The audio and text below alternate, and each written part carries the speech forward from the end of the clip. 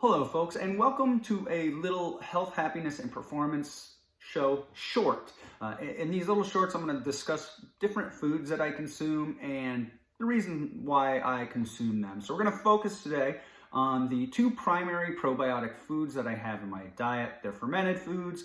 One of them is of animal origin, the other one is of plant origin, and I consume them because there are beneficial effects. Two probiotic foods, but each one there's some components of each one that I feel is really important and plays a role in promoting a healthy diet for me. First one is this, it's called Donyang. It's a fermented soybean paste. A lot of the grocery stores have this. It does suck that it's in plastic, but it is fermented soybean paste. It is Donyang. It's a Korean food, and it is effectively a bacillus fermented soy. And the difference between it and something like natto is this actually tastes pretty good. It's really salty, which is actually one of the reasons I consume it. I try to eat it earlier in the day before I exercise, particularly in the summer, because I'm a salty sweater and I want to make sure when I'm exercising I'm not cramping. But additionally, Donyang, being from soybeans, contains a lot of vitamin K, and it should contain vitamin K2 as well. Soybeans contain vitamin K1, and then when we put the probiotic culture in there, they convert some of the K1 into different forms of K2. Bacillus subtilis is one of the probiotic organisms in here, which is found in a lot of the soil-based probiotics, specifically Megaspore, I know has it, but a lot of them have that. And so this Donyang has a decent level of vitamin K. It has, it's fermented. It's got a couple of grams of protein, which, really isn't all that much. But one of the other reasons I consume it, outside of the probiotic effects, is that it's going to be have a high amount of polyamines, and specifically the polyamine spermidine, which has been found to extend lifespan in lower organisms and to be associated with a better health span and healthier lifespan, basically the same thing, in humans. People who consume more spermidine generally tend to do better as they age. Spermidine induces autophagy, which I really don't like pulling that one out, because it's often kind of just tossed out as this is why you should do this, and this is why you should do that. It's autophagy. But spermidine seems to induce autophagy. It also is often referred to as a calorie restriction mimetic, meaning it will regulate different aspects and the nutrient sensing pathways that we get when we calorie restrict.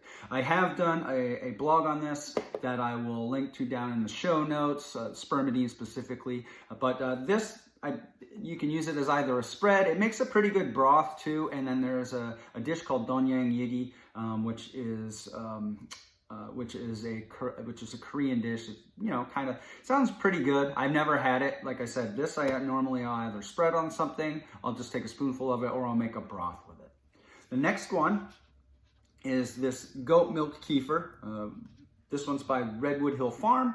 I always go with plain. I don't want anything loaded with sugar. And the reason I consume this, the reason it's goat milk rather than cow milk, is that goat milk has very similar prebiotics to human milk. The human milk oligosaccharides, there's some of those found in goat's milk. It also is a type of dairy that I tolerate much better.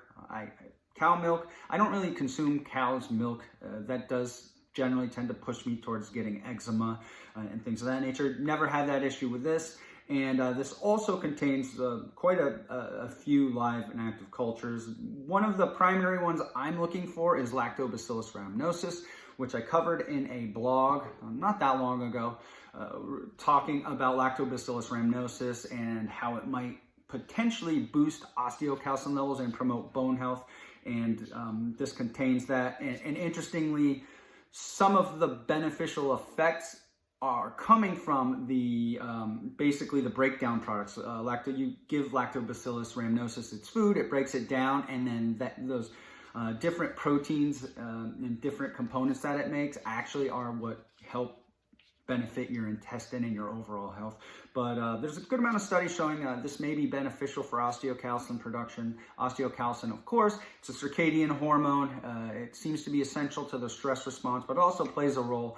It may not play a causal role in increasing bone density, but people with higher osteocalcin tend to have higher bone density. Reasoning behind that, you can check out again. I did another blog. I'll post it down below.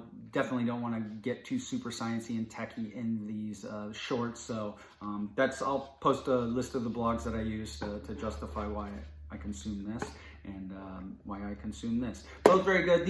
I do eat all sorts of fermented foods. These are just my two daily go-tos. I like them. And again, as I mentioned in the Finding the Perfect Diet for You show that I just mentioned, I tried a lot of stuff. I do still enjoy kimchi and sauerkraut. I just don't eat those every day. I don't know, just don't really like eating them every day. And these, I felt very good overall, digestive health and so on and so forth. So that's the short for today. If you want to learn more about this stuff and how they benefit, make sure you check out the blogs. And I hope you enjoy your day. Soon we're going to have a short on different types of foods that I eat, edamame, things of that nature, why I eat berries. We're going to cover each individual one and you know, less than 10-minute presentations, so you don't have to sit here and stare at my face for too long. So thank you very much. I hope you enjoyed this. If you did, please leave a message down below in the comments section or email me at dave@hackyourgut.com.